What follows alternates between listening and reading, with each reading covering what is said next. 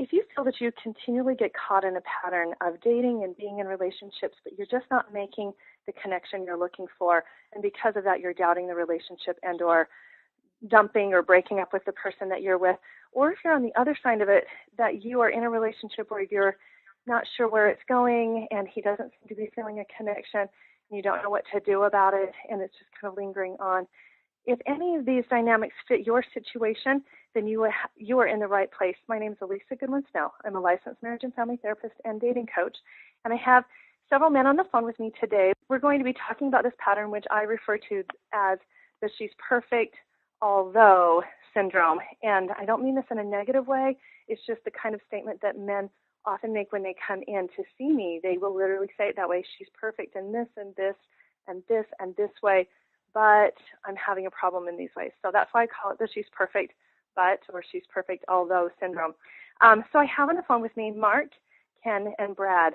Thank you guys for joining me. Thank you. Yeah, happy to be here. Thank you.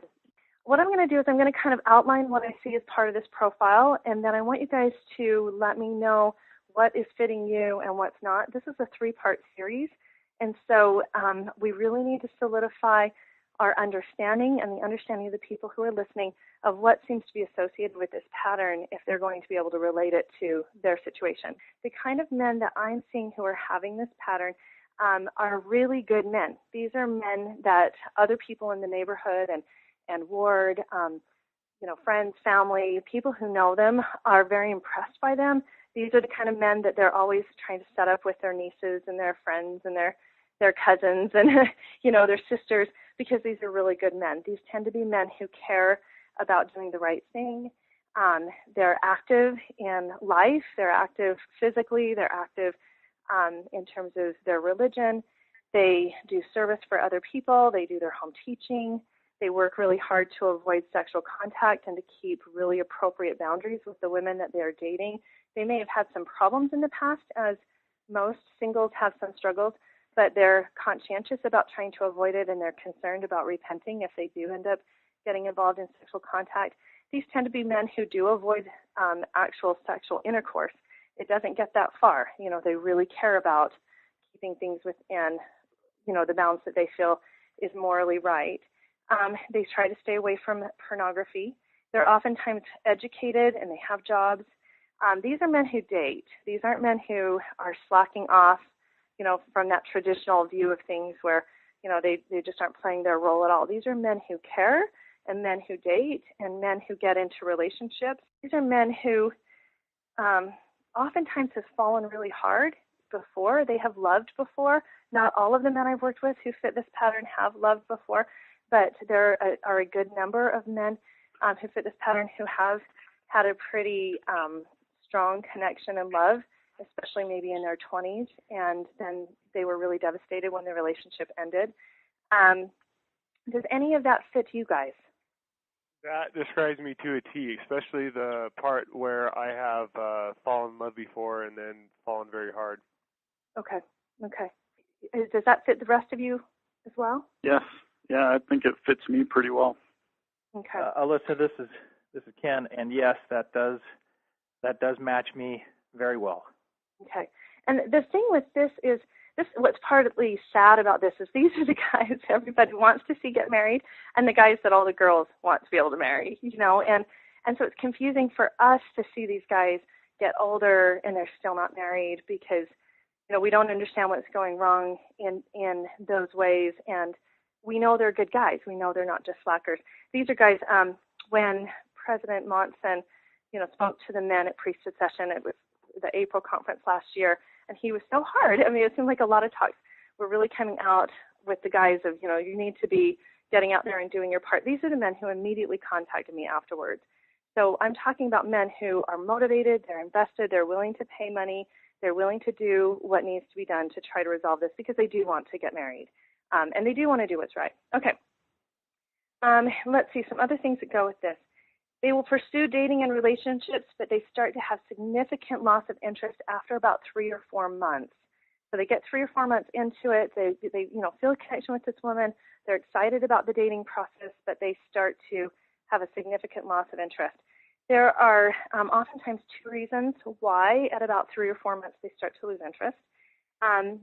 One is because the logic of the relationship starts to become a problem. They're dating someone who's really unhealthy, has a lot of problems, maybe interacts with them in a really unhealthy way, or they can just see that trouble's coming, or they come to discover that there's some major incompatibilities. And the sad thing with that is they get 3 or 4 months into that relationship with the girl and they still feel really passionately connected to her. That relationship is often pretty exciting for them, but logically they know it's just not smart to continue to date this girl. And sometimes they just know she's the wrong kind of girl for them, or it can't go anywhere. The other reason why they start to lose interest after about 3 or 4 months is, she's a really good person and she's healthy and she's attractive, but they're just not feeling a connection. And, they feel like they need to linger in there and give this more time, but the reality that they're feeling less and less of a connection is making them become more and more concerned. Do either of those dynamics describe some of your experiences in the past? Yeah, Lisa. Yes. This is Brad, and I think I've experienced both ways. Yeah. Sometimes I've gotten, generally I usually do have a really strong connection to somebody up front, and things move really fast. And it's I'm exciting. Really excited about it. And then, like you say, 2 or 3 months into it, I either learn something or something changes, and sometimes it's even been just like a switch going off, and suddenly I'm scared about the relationship, completely anxious, or there's something that I feel is just like a fatal flaw that I can't get past. I may have even known it in the beginning, but all of a sudden it's become real to me. I'm like, I don't know if I can get past that issue. And then there's been other times, like you said, where maybe but probably not as often, where I've been waiting for a connection to happen. I usually have the connection. It's just that I discover something or something in me, and then I become anxious about it. Right. Okay. Alyssa? Yes. This is Ken. In addition, the first two do happen, but there's also a situation where I will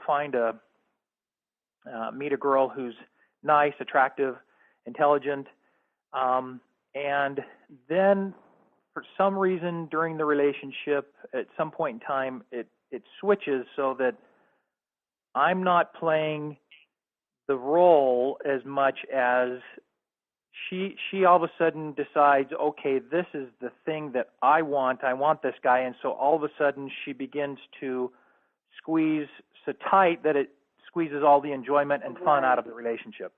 The pursuer becomes the pursued, the hunter becomes the hunted. Yeah. I agree with that 100%. That happens to me too. Yeah. Well, it's a big part of actually the whole pattern we're going to be outlining is the woman's role in this. And so the first audio is going to be on describing what's going on and really helping to understand this pattern and what's contributing to the pattern, so that the advice that I give in the second audio, it's going to be just an hour of advice to help the men break the pattern in the second audio. But the third audio is just advice to the women to help the women break the pattern, because they are a part of it and they need to feel like they are just as empowered in this process, so that everyone can break their part in the pattern.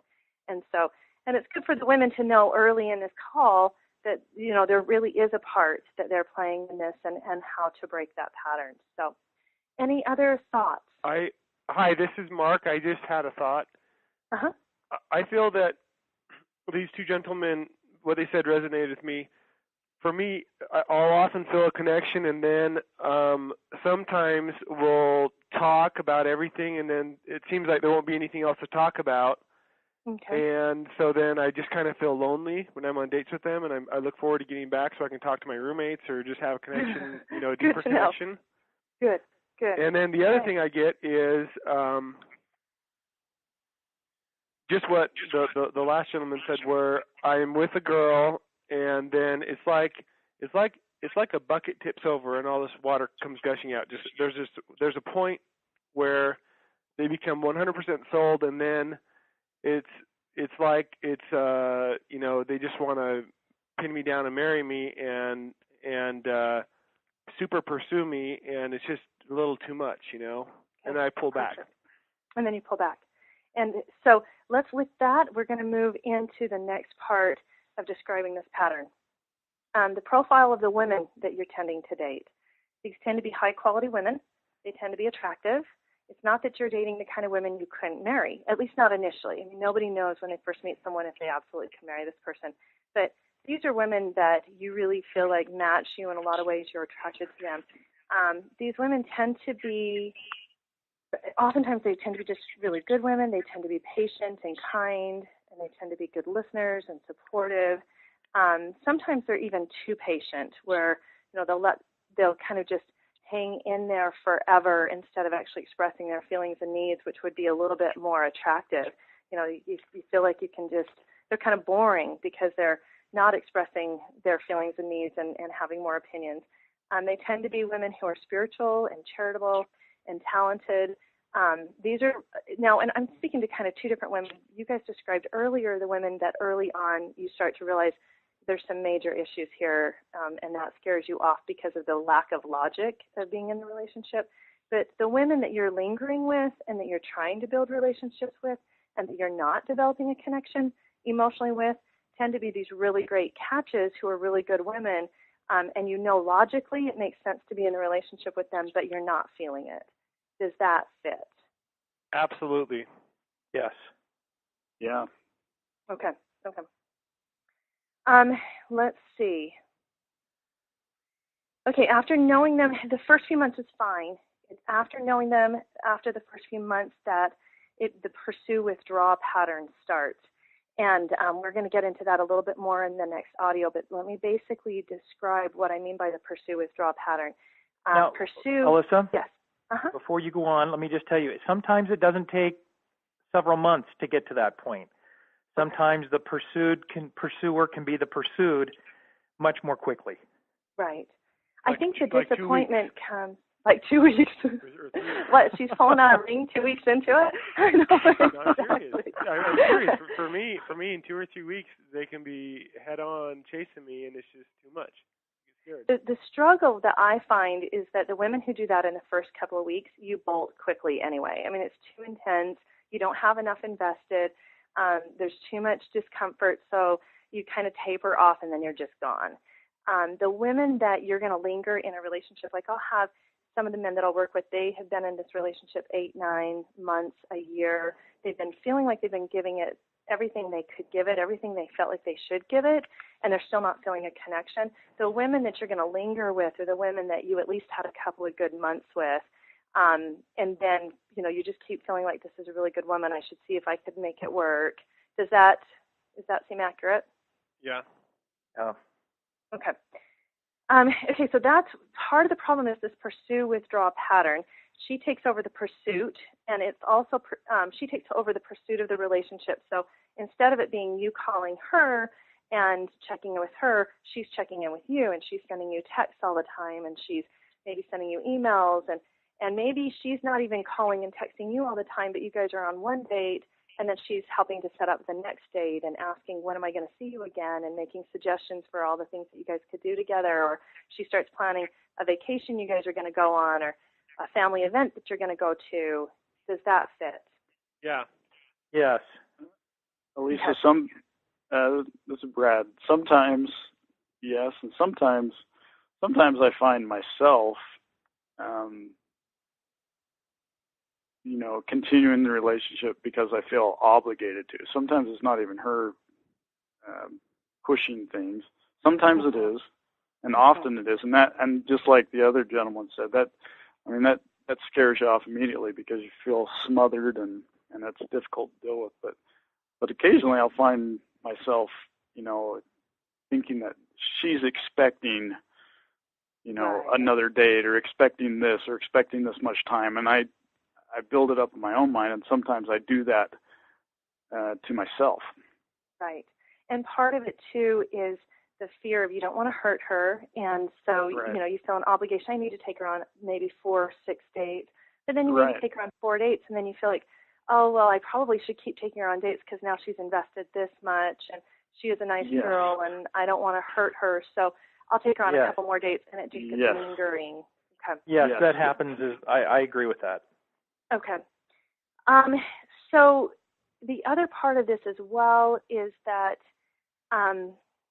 you probably get a lot of pressure from friends and family, bishops, church people at your church. Why aren't you dating more?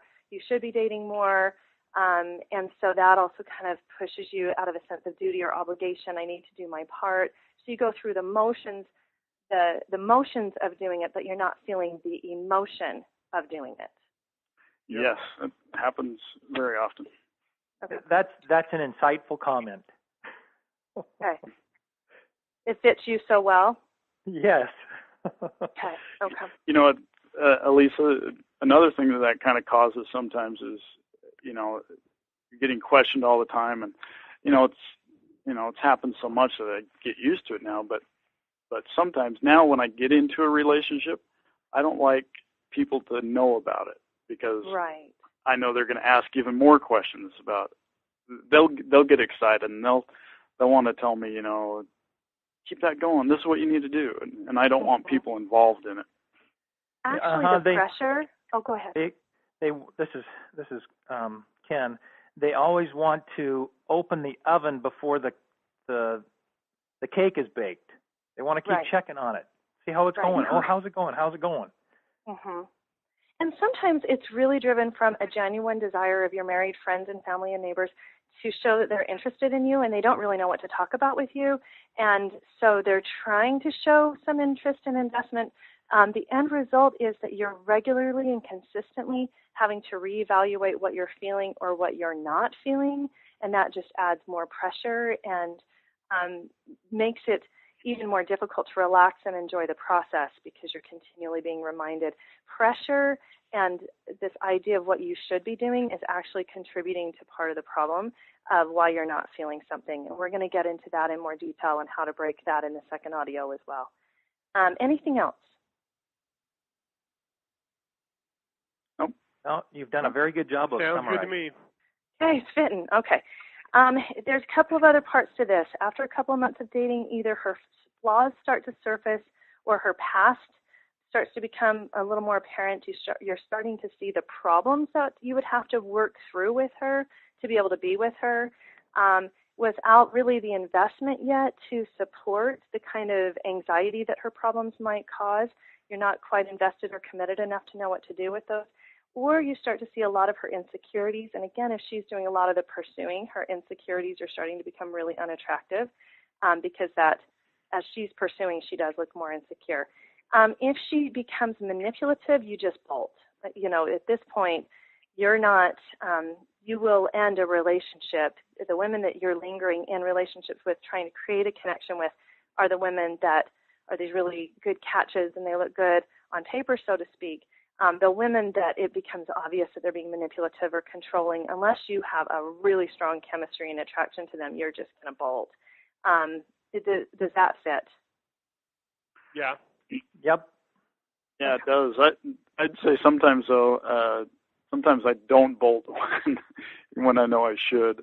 Sometimes I hang in there because, that whole obligation thing, and that's the problem. So that one's pretty strong for you, the sense of not wanting to hurt her. When I talk about the warning signs of the abusive and manipulative, because I'm so concerned about trying to help people avoid, the biggest problems, whether it's someone who's a liar or a cheater or someone who's a user or someone who's going to be verbally, emotionally abusive or controlling, someone who's going to have really unmanageable problems because they're doing nothing about their problems. When I'm trying to help people identify those warning signs, I look at a lack of empathy, a lack of self-control, and a lack of personal responsibility. And that's what I'm trying to help people see is the warning signs and what that looks like when people lack those three things. It's not that people don't have issues. Healthy, good people all have issues. It's how they manage their issues. They manage their issues with empathy. They manage their issues with self-control. They manage their issues with personal responsibility. They admit they're wrong. They look for ways to fix and improve the situation, and they actually follow through. So when I was looking at these men who were kind of just staying stuck in being single, what I was seeing was a lot of empathy. They do have empathy. They are taking responsibility. They do have self-control. So what's holding them back from progressing? And part of that empathy is that they are so concerned about hurting the other person that it's part of the problem, that they're not expressing their feelings and needs, they're not being true to themselves, they're not doing some important things in the relationship that would actually help them to have a connection because they care so much about not hurting the other person. And so, Brad, when you were talking earlier about that you still linger in a relationship even with somebody who you know is pretty unhealthy because you feel obligated, that's part of the problem that we're going to want to address in changing some of your techniques in the dating process, even just with random dates you're going on, so that the next time you're in a relationship, you can express your feelings and needs, even though you're worried about it hurting her, but it's the only way to get a connection. So we're going to talk about that in the second audio, too, of why that's an important piece in this as well. But again, yes. That you bring up a really good point, and furthermore, I just would like to add that when there is not a lot invested, the fact that I don't want to hurt a girl's feelings and make them feel bad because they've already begun to show, begun to become the pursuer. Mm-hmm. It makes it easier for me to bolt. Right. Mm-hmm. Because there's so much pressure, and you'd rather hurt them now than hurt them later. Correct. Yeah. And the other part of it too is sometimes it just discourages you guys from even dating because it's just you don't want to cause that pain. You don't want to go through this again. You don't want to feel that kind of pressure. You don't want women to get too into you too quickly. And so a lot of times you either kind of stand back from dating or you don't call very often. You take them only on sporadic dates because you don't want to create this pattern and have it repeat over and over and over again. Does that fit? Yes, very much. Okay. Part of what you don't understand is that anxiety is at the core of some of this, whether it's because she is triggering extra pressure, or you might actually have some anxiety issues as well that are contributing factors, and maybe the anxiety is only triggered by actual relationship issues because you're feeling powerless and trapped. But we'll talk in the second audio again about the role of anxiety and how that contributes. But you need to know what happens once you start to feel anxious. You're a couple of months into the dating process. For some of you, it's a couple of weeks into the dating process. And you're already feeling all this pressure and you're worried about what she's thinking and you're starting to think more about the relationship and worry more about the relationship than you're actually having fun in the relationship.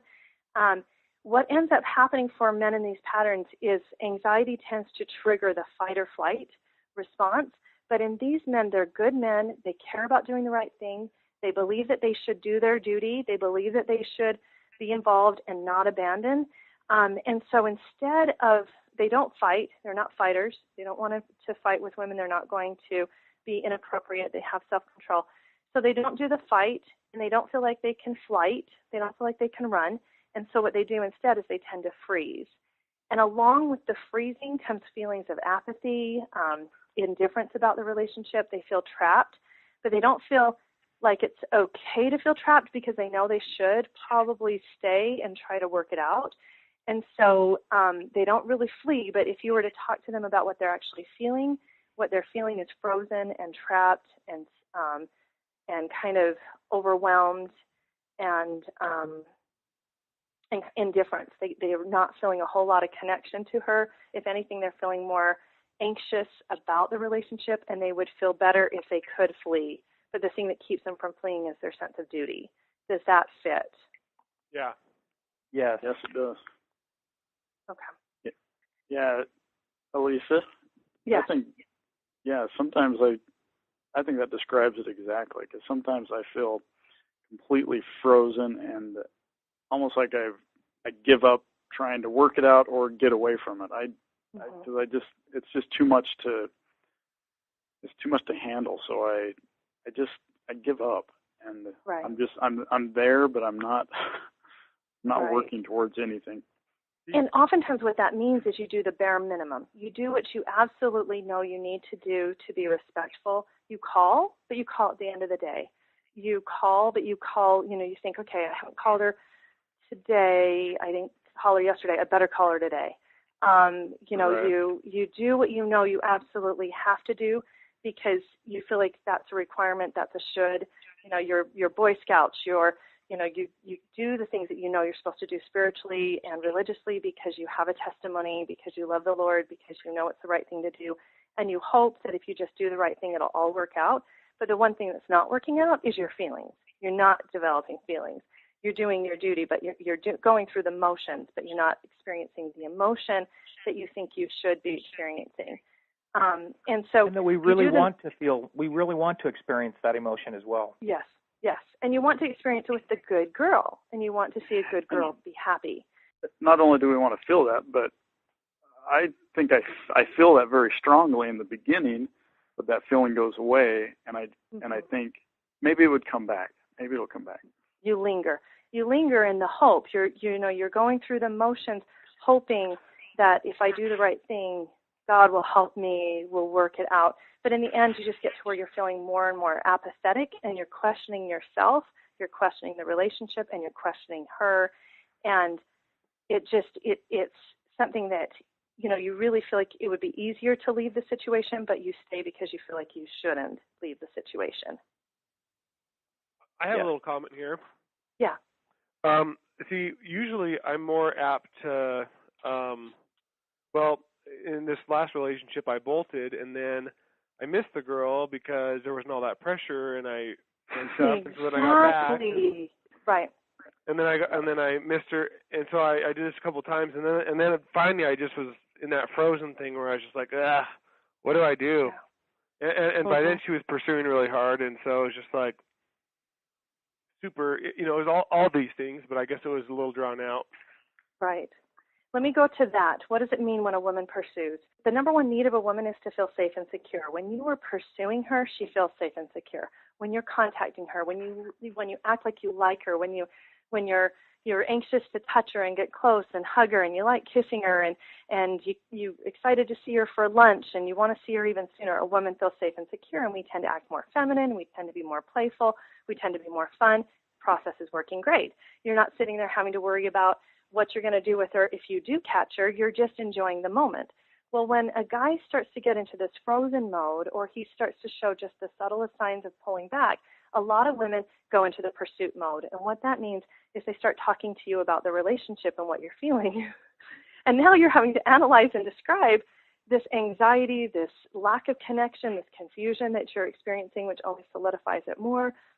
You're seeing more desperation and neediness and insecurity in her. You're worrying about hurting her. You're worried about whether or not you can actually go all the way in terms of actually becoming more serious and getting married. It's not fun anymore. She's starting to have more conversations with you. It starts to look like she's criticizing, complaining, nagging, and maybe she's trying really hard not to do those things, but you can still sense and feel that she's unhappy, and then that adds pressure. But a lot of it, you're going to see her wanting to talk about the relationship. What else are you going to see that looks like pursuing behavior, whether it's when am I going to see you, or what other things are you seeing that looks like pursuing behavior? She asks me out on dates very frequently and makes all sorts of awesome food and gives it to me, which is great. I love food, but it also there's this implicit commitment that I need to love her more, step it up, or reciprocate back. Right. And this is what I oftentimes see is this is not matching your efforts. It's not rewarding and reinforcing your efforts. It's exceeding your efforts. So it'd be one thing if a guy took me on 3 dates, and then I said to him, you treat me so well, let me make dinner for you, And so I'm basically rewarding his efforts by making dinner. It's, we go on 1 date, and then she's offering to make dinner. And we go on another date, and then she's inviting me to spend time with her friends and family. We go on another date, and, she's giving me some kind of a gift, or she's telling me how much she likes me. And then I don't call her for a while, and she's, dropping by my work, and she's leaving me texts. And does that fit? Yes. Yeah, I even had her say that she loves me. Yeah. And stuff, which is great, but it's just a little too much pressure, Because you're not feeling it, and you're having to evaluate your own feelings, because she's putting you in a position where you have to evaluate your feelings. If there's not pressure, you will feel things. You will feel things because, like when you broke up, you feel things. You miss her. You long to be close to her. You're starting to remember positive things. It's the pressure and the anxiety that is the biggest part of the problem. That and not having the skills for creating secure emotional attachments. And that's both the men and the women need the skills for creating secure emotional attachments. Okay, so he responds to her becoming more of the pursuer by he feels bad, he tries harder, so she starts to complain because he's not calling as much. He starts to feel obligated. Okay, I need to try harder. I need to call her more often. So he starts going through the doing part of things again, all the things that he thinks he should do, but he's still not feeling connected, and he's feeling torn by that. He doesn't tell her everything he feels because he doesn't want to hurt her. But again, as I talked before, that's also part of the problem that exacerbates his lack of connection because he's not sharing his feelings, which means then that they're not auto-correcting the problem and getting it back on track. He's just sucking it up, being a man, doing his duty, and in the meantime, he's just suffering under a tremendous amount of weight and pressure that if she knew, she could help take that pressure off by changing some of her behavior. So she starts to perceive that he's struggling in the relationship, and oftentimes what she'll do in that situation is she'll either become critical, she'll become rejecting, she'll become even nicer, or she'll become even more understanding. What do you guys tend to see? Do the women you date tend to become more critical, rejecting, too nice, or excessively understanding? Well, I've had the critical one just once, but mostly it's the nicer and the more understanding. Okay. What about the rest of you? That's funny. I was going to say the same thing. I think I've had critical ones, by but far more often than not, it's more understanding. Right. Yes, Alyssa, that is exactly right. It's more than often it's the I'm going to be more nice now. Right. Now the problem with that is you probably weeded out the critical ones early on. But the problem with the ones who aren't expressing their feelings and needs is it just adds to the pressure of you have to anticipate their feelings and needs. You feel bad because you think they might be feeling bad. And it would probably feel better if she just said, you know what, this part of things is just not working for me. You know, I don't want you to feel pressure. You know, what's going on in your mind? Share with me. You know, if she could actually put the cards on the table and not look vulnerable and not look needy and just express her feelings and needs, it would be easier for you to express your feelings and needs, and it might take the pressure off, but she would certainly look a little bit more interesting and desirable. Is that true for you guys? Yes. Yes. I think so. I don't know. I've never had it happen. I can imagine it happening, and it would be nicer. Yeah, that's what I want to happen. It would feel so much better for everybody, and she would look so much less needy. And for the women who are listening to this, all of a sudden they're like, what? Really? I've been putting up with this behavior and crying and complaining to my friends and analyzing everything he does to try to figure out the perfect way to respond so that he won't be upset with me and reject me, when really what I needed to do is just tell him, hey, this isn't working for me. I'm not liking this part and how this is feeling. What's really going on with you? I'm okay. Let's just talk about it. And I could have just done that all, you know, without spending the hours with my friends and paying a counselor to help me get there. So hopefully, the women who are listening to this are hearing how much guys would like to have this. All right. Okay, so her reaction or her lack of reaction, her kindness, her support, just makes him feel even more passive. And, you know, he'll continue to do what he's supposed to do, but he's just not feeling it. The reality of the amount of pressure he feels in the relationship reinforces how much better it is to be single. What do you think, guys? Reinforces that it's easier to be single. That's my comment. How much easier it is to be single. Not that better. we want to be single. It's because I don't want to be. It scares me to have to leave something and be alone again. Right. You want to be in relationships. That's why these men are contacting me and they're paying money to try to break these patterns, because they do care about relationships and they want to be in a relationship. But it's just not joy. It's not fun. It's stressful, you know, and he worries about what she's thinking and what she's feeling instead of them just, you know, clearing the air and dealing with it. He's having to anticipate and worry all the time. And it would be easier to not have someone else to worry about if you feel like all you're doing is causing the other person pain and you're not getting joy either. Right. Correct. Okay. There are some advantages to being single, obviously. You know, it's just easier. So, you know, that factors into it. There's also the anxiety of the unknown. You know what it's like to be single, but you can only imagine how hard it could be to be married. and the variety and many ways in which people are having marital problems, as well as, you're having friends and family members who have gone through divorces. People that you thought wouldn't divorce have already divorced. And so, there's this anxiety about just the idea of marriage. And if you don't feel like a success at your current level of commitment, how can you anticipate feeling like a success in a marital relationship? That's it? Absolutely. I can totally relate to that idea. Okay. He knows he should pursue more. He feels guilty. He's questioning what's wrong with me. He feels pressured by others.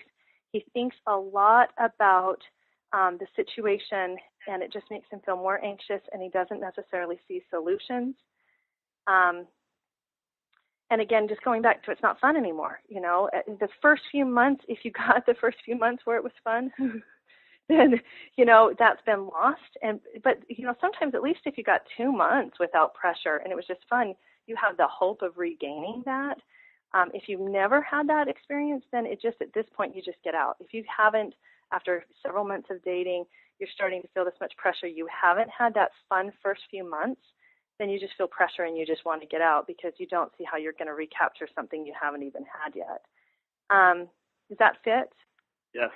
Yeah, I think that's pretty much what we've talked about. Okay. I don't really know. I'm having a hard time wrapping my head around it. What you're saying is, because usually when I am able to have that fun and there's no pressure, it's usually when I'm not physically involved. Okay. Because somehow being physically involved makes them become very much wanting to get married. Yeah. So, right.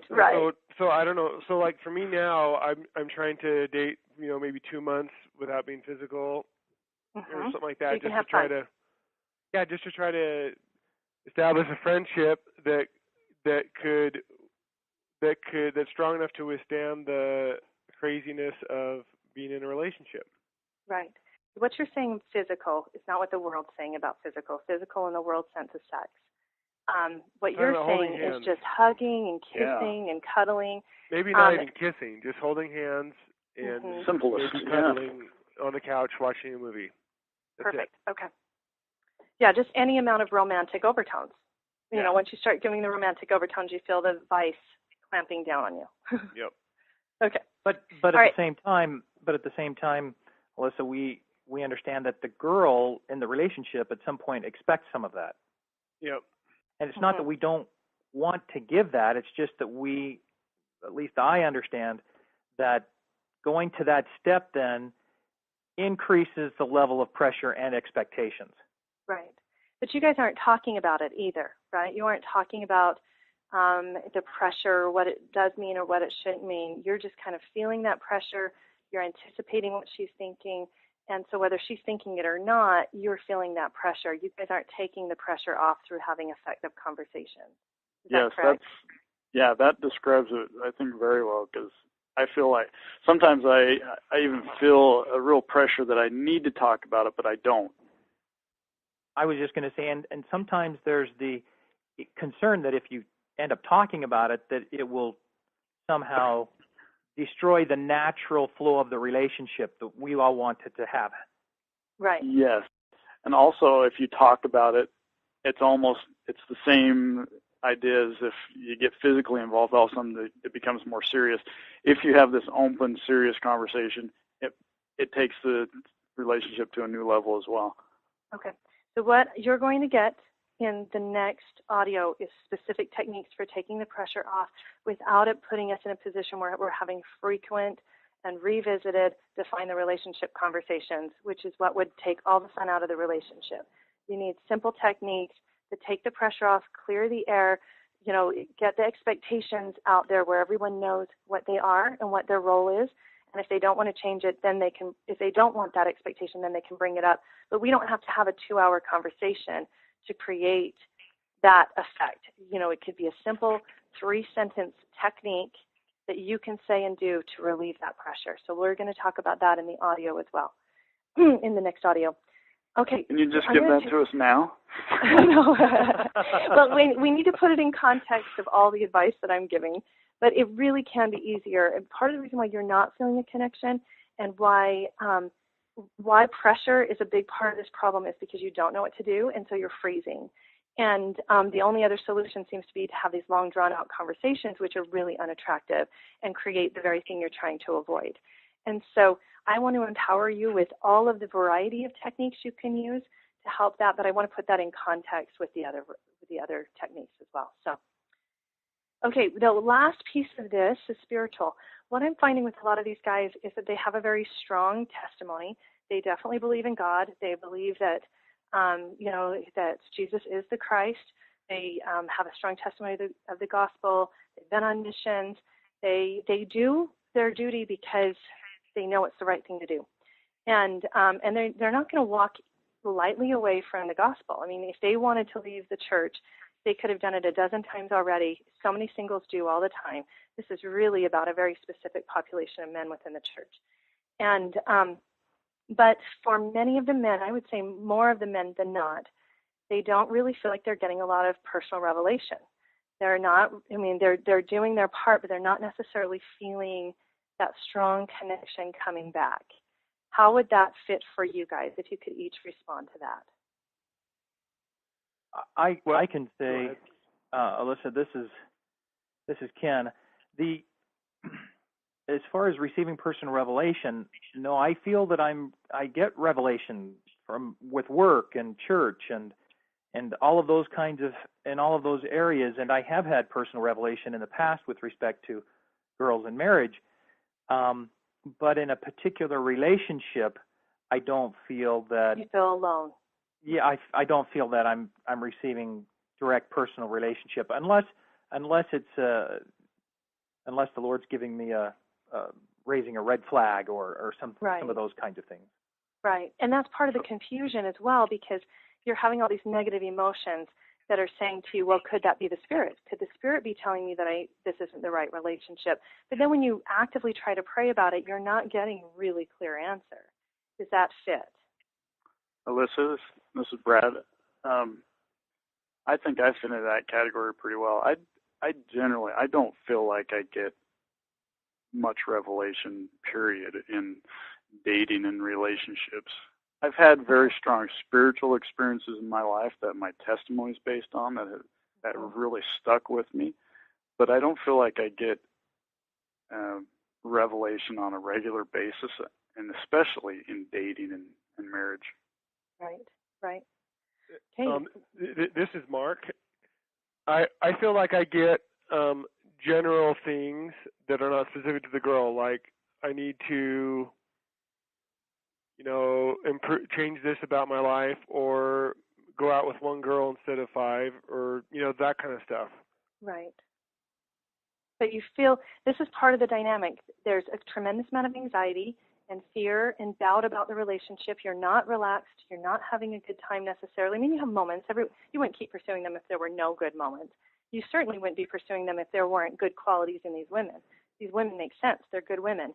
But the problem is, if you simply had a strong answer from Heavenly Father saying, keep pursuing this woman, you guys can work this out, this is right, you would forge forward, you'd have faith, it would relieve some of your anxiety, you would just do your duty and trust that it would work out, but you're not getting that. If anything, you're getting the answer, you're getting no answer, and you're kind of left feeling like you're having to figure this out on your own. You're getting confusion, or you're getting the answer of, she's a good choice, it's your option. I've had that last option a lot. Yeah, this is a great option. I'm okay with it. Do whatever you feel like. Right. And without a strong emotional connection, why would you move forward with that? You would much rather have him say, this is the right relationship, do it, because you're already struggling. You need something more. Is that right? Yeah. Okay. Absolutely. Ken, what about you? No, that's exactly I've had thoughts about some of these good women, and the impression has come, this is a good woman, or this is a good girl, and because the emotional connection's not there, it wasn't that this is the girl you should marry. It was, this is a good girl. It's your choice. Because it's up to you. It's kind of, it's up to you. It's up to you. It's your choice. But because there isn't an emotional connection, feeling like that the fun and the enjoyment in the relationship, then I've chosen not to go and pursue in that direction. Right. Okay. And what about you, Brad? I've pretty similar to what the other two have said, but I've had impressions, and I'd say even pure revelation sometimes about a certain girl that she is a very worthy, good person. But my testimony is also, I think I've gained a testimony that I'm not going to receive revelation about who I should marry or when I should marry or how it's going to happen. Or I think I've gained a testimony that it is a trial of faith, and it's my choice, and I think that's come stronger to me, the older I've gotten. But right. I think that's important. But you're not. But even with that conviction of that concept, that idea in place, it doesn't replace the need for you to feel an emotional connection. You're not feeling the emotional connection. The knowledge that you described would be enough if you were feeling an emotional connection, but you're not feeling enough of an emotional connection to just move forward with faith. True. That's it?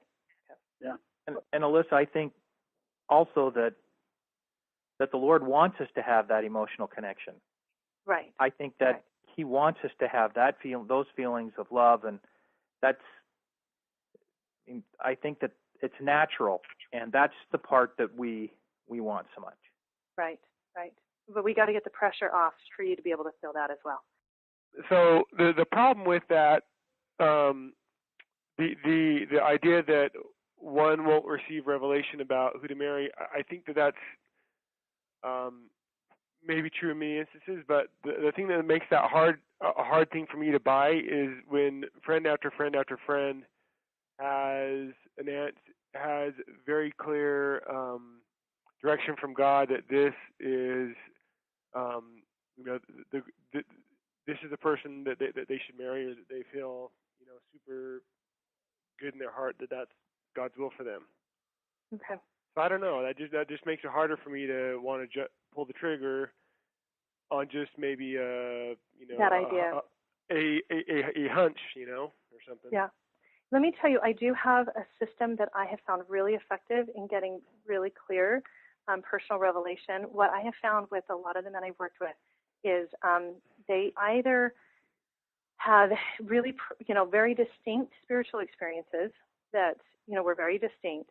But when it comes to personal revelation, they oftentimes feel like they can't tell when they're receiving personal revelation, or it just seems really vague or general. So there are specific things that I often recommend. It's a 4-step process that I have found that if I complete each of those 4 steps, I get an answer to something out of those 4 steps.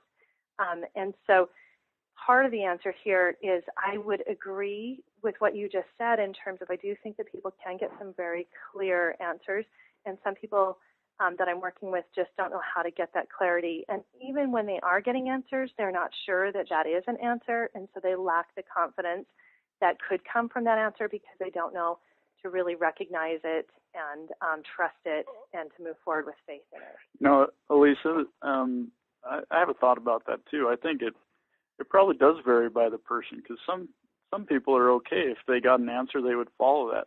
I might fit into the category if I had a clear direction from God about who I should marry. I might rebel against that answer because I don't like to be told that, and I almost appreciate the fact that it's my choice to choose who I'm going to marry. Right. I was in your category with my second marriage. So for those who don't know my story, or for Mark and Ken, if you guys don't know my story, I am divorced and remarried. And my first experience, I had very strong spiritual experiences related to marrying my ex-husband. I have to say that I did not ask an intelligent question relative to marrying him. I didn't ask in prayer, will he be kind? Will he be patient? Will he be hardworking? Will he, be loyal? I didn't ask really specific questions with a formulated hypothesis of why I believed that, and I didn't ask for a confirmation of these things. I just had a lot of spiritual experiences, both meeting him and up to the time that I married him, and yet there was a lot of lack of wisdom in the facts that were surrounding the whole situation. which to me, in the end, when it ended so badly, and I had to go back through personal revelation and define where was my error, it came down to, the best way I can describe it is it came down to the concept or the idea that it would be like me sitting on my Heavenly Father's lap and me pointing it at a man and saying, I want to marry that man. Well, why would Heavenly Father say to me, no, he's a son of mine and I love him, and he's got a lot of good qualities. No, I don't want you to marry him. I don't really think Heavenly Father will say that. So I think in my way of doing it, I pointed and I said, I want to marry that man. And I feel like the Lord responded by saying, hey, a lot of good will come from that choice.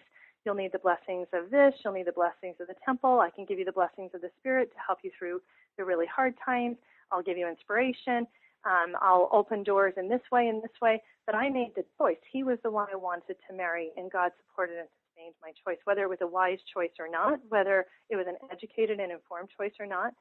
So the second time when I was making this decision, I was not so apt. So I was like you, Brad. I was not so apt to turn the decision just over to my feelings. I was like, I'm going to make a very informed decision, and God's not the one who's going to have to live with this person. I'm going to have to live with this person, and in the end, the decision's going to be mine. And really, in the process, one of the last things I did was ask Heavenly Father if I should marry him. I had already gone through a really strong process that I could trust about whether or not this was something I would choose and would want. And eventually, the interesting thing was that my husband, we were talking about him trying to get his answer, and when we were, looking at getting engaged, and he says, "Well, have you asked the Lord if you should marry me?" And I'm like, "No, he's not the one who's going to have to live with you. I've asked the Lord about your personality traits, and if I'm accurate in my assumption that you really have these specific personality traits, I've asked the Lord many, many other questions. But have I asked him if I should marry you? No, because I don't want to be held responsible to have to follow through with that. I still can change my mind. I don't know if I want to know." And anyway, so he challenged me to ask, and after we got off the phone, I was like, what does it hurt? He hasn't asked me to marry him, so I could find out. And then if he doesn't ask me to marry him, I don't have any obligation to hold on to that. And then I finally did ask, should I marry him? And I had a very clear and distinct answer, which was really, really comforting. But I didn't feel pressured by it because I'd already made my own decision. I don't know if you guys needed to hear that, but, little side note on my story. Was that helpful to hear that description, at least, of that process? Yeah. Thank you. I appreciate it. Yes, I appreciate that too. Thank you very much. Other sides of spiritually what makes this difficult is oftentimes the men that I'm working with feel spiritually abandoned in this process and very alone in the process. It's just not as clear, and they don't feel like it's just a matter of make the decision and take a leap of faith. They really want to feel like there's a little bit more direction or assistance in the process, and so sometimes they do feel trapped even spiritually. They really don't know what to do. They feel like they should stay, but they're not sure if they want to stay, and that just adds to the whole struggle. And plus, this is the biggest decision of their life, and they want answers. Is there anything else you guys would add to the spiritual side of this that has been a struggle for you? I have, as I've gone through this spiritual struggle, I've solicited oftentimes advice from friends who happen to be, they could be formal general authorities, or they could be leaders in the church, people with a lot of wisdom and foresight and thought and so forth. And at least in my experience, they've had that, and they don't. Part of me has to remember that they don't necessarily receive personal information or personal revelation just for me, because they're not my leaders. They're just friends and so forth. Now, they can receive some insights and inspiration and guidance, but they won't necessarily receive an answer like a bishop or a stake president who was directly responsible for me would receive. Mm-hmm. And so sometimes what will happen is that they will say, okay, I'm going to line you up with so-and-so. And you go on a few of these dates, and then it turns into this pattern. And then they come back and say, well, then there's added pressure on things. Right. And so which adds to one of the reasons why you don't want to date in your ward, right? Correct. Yeah. Yes. So but then because they are good men and good men of God, then that continues to sometimes confuse the issue. Right. And it creates, again, that pressure and adds to the confusion. I'm amazed at how much psychology there is to this stuff. It seems like it's such a simple. I mean, it seems like it should be such a simple thing, but there's all this complex stuff. If it was that simple, you guys would have problem solved it a while ago. And that's part of the reason why I've spent so much time trying to understand it, because you guys are the kind of guys that would problem solve it. You're the kind of guys who would be reading and searching and talking and sharing and reaching for help. So if it was that simple, you would have fixed it already. And that's part of the reason why I've tried to put together everything I can to really assist the process and see what's missing and how we can break the pattern for you. We're going to come back to all of this and bring conclusion with this next hour of audio. You guys, thank you so much for taking the time to share your thoughts and your experiences. There is definitely a great need in the church for this kind of a problem-solving experience, because so many people fit in the category of what you're describing. And so thank you so much, and we'll look forward to resuming this on the next disc. Okay. Thank you, too. Thank you. Thank you very much, Alyssa.